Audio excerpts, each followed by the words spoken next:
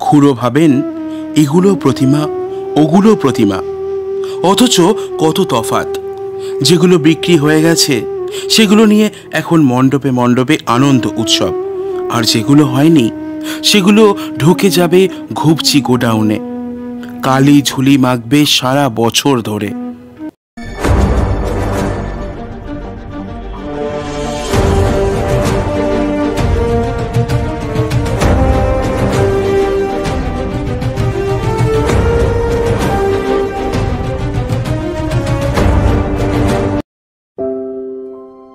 গল্প and co চ্যানেলে আপনাদেরকে স্বাগত।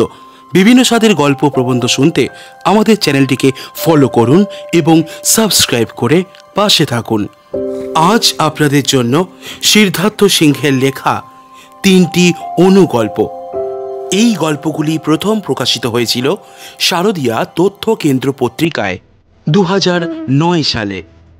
শুরু হচ্ছে প্রথম অনুগল্প, প্রতিমা। যাদের বায়না করা ছিল তারা সকলেই প্রতিমা নিয়ে গেছে। একটু কম দামে পাওয়ার জন্য শেষ মুহূর্তে দরদাম কষে যারা কেনে তাদেরও আসার সময় পেরিয়ে গেছে। নতুন করে আর কোনো দল হই হই করে ঢুকছে না। কি যেন এক এক করে সব সুইচ অফ করে দিয়েছে। পোটো খুড়ো বাইরের দিকে তাকিয়ে দেখলেন আকাশে আলো ফুটে গেছে। আজ ষষ্ঠী। উনি ভেবেছিলেন বায়না না হলেও শেষ পর্যন্ত সবকটা প্রতিমাই বিকিয়ে যাবে, কিন্তু এবার যে গতবারের চেয়েও বেশি রয়ে গেল। উনি ফিরে ফিরে দোরগোড়ার দিকে তাকান, কেউ এলো কিনা। খুড়ো ভাবেন এগুলো প্রতিমা, ওগুলো প্রতিমা, অথচ কত তফাৎ।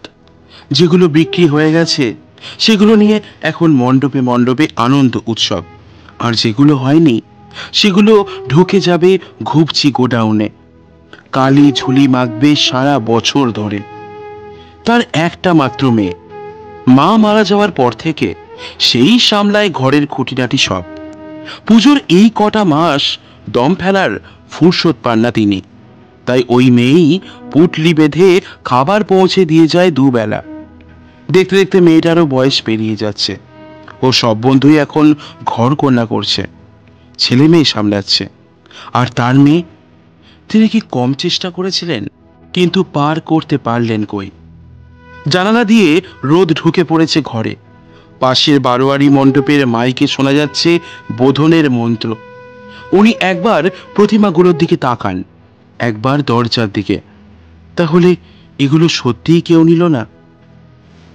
পোটো খুড়ো আবার দরজার দিকে তাকালেন, আর তখনই বুকটা ধড়াক করে উঠল। উনি দেখলেন আর একটা প্রতিমা কখন ঘুপচি গোডাউন থেকে বেরিয়ে এসেছে। তার 10টা নয়, 2টো হাত, আর তার এক হাতে একটা পুটলি।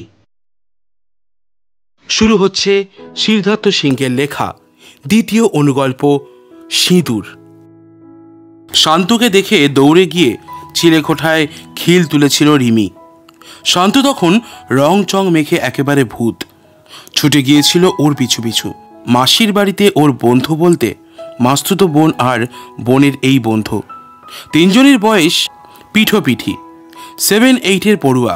যেমন বন্ধুত্ব তেমন ঝগড়াও হয় খুব। দরজায় ধাক্কা দিতে দিতে শান্ত বলেছিল, তোকে রং দেব না রে, দেখ শুধু আবির। তবু রিমি সেই একই কথা, না না না।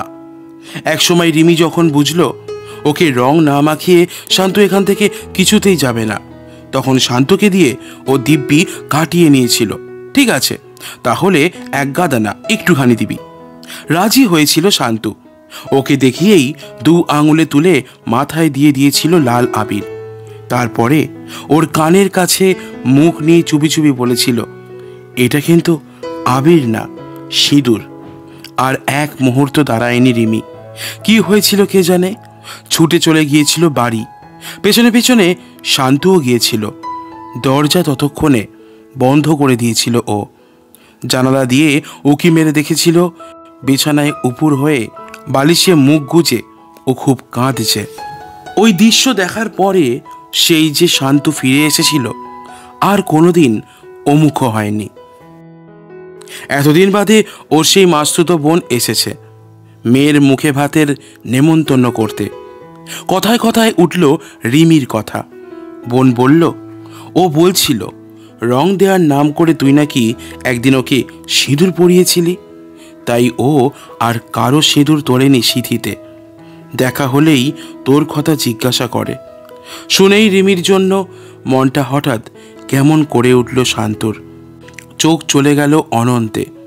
ক্যালেন্ডারের পাতা উল্টে উল্টে ও হিসেব করতে লাগলো দোলের আর ঠিক কতদিন বাকি। শুরু হচ্ছে তৃতীয় গল্প, গরাদ। মেষের 3তলা ঘরটায় ওরা 4 জন থাকে। অবিনাশ, কুশল, তারক আর ভবানী প্রসাদ। কুশল সদ্য এসেছে। প্রথম দিন সকালবেলায় জানালা খোলার পরেই ওর চোখে পড়েছিল মাঝখানে 2-3টে টিনের চাল, টালির চালের পরেই সোজাসুজি 3তলা একটা বাড়ি। তার জানালার গড়াত ধরে দাঁড়িয়ে আছে একটা মেয়ে, ফুটফুটে মেয়ে, এক ঢাল চুল। কত বয়স হবে?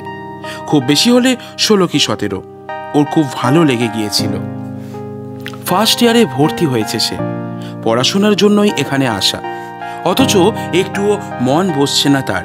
শুধু সকালে নয়, দুপুর, বিকাল, সন্ধ্যা, এমনকি মাঝরাতে উঠেও জানালা খুলে ওদিকে তাকিয়ে থাকে ও। আর অবাক কাণ্ড, ও দেখে ওই মেয়েটিও তার জানালার দিকেই এক দৃষ্টে তাকিয়ে আছে। দুজনের চোখে চোখ মিলে যায়, মনে মনে কথা হয়। তবে কি ওই মেয়েটিও ভালোবেসে ফেলেছে তাকে? অন্য মেসমেটরা যতবার ওই জানালা বন্ধ করে ও ততবার খুলে দেয়। ব্যাপার কি? এক মেসমেট জানতে চাইতেই ও তাকে সব বলল। ওর কথা শুনে ওই মেসমেট ওর দিকে ফ্যাল ফ্যাল করে তাকিয়ে রইল।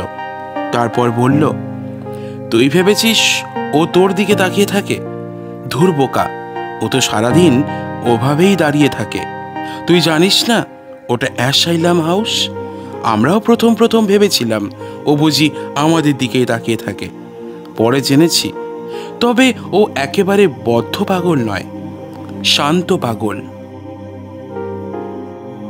শুনছিলেন সিদ্ধার্থ সিংহের লেখা 3টি ভিন্ন স্বাদের অনুগল্প। বিভিন্ন স্বাদের গল্প প্রবন্ধ শুনতে আমাদের চ্যানেলটিকে ফলো করুন এবং সাবস্ক্রাইব করে পাশে থাকুন। দেখা হচ্ছে আপনাদের সাথে জীবন স্মৃতির পরের পর্ব নিয়ে, এবং ঠিক এই সপ্তাহের শেষে থাকবে আরও একটি ভিন্ন স্বাদের গল্প। ভালো থাকবেন আপনারা সবাই।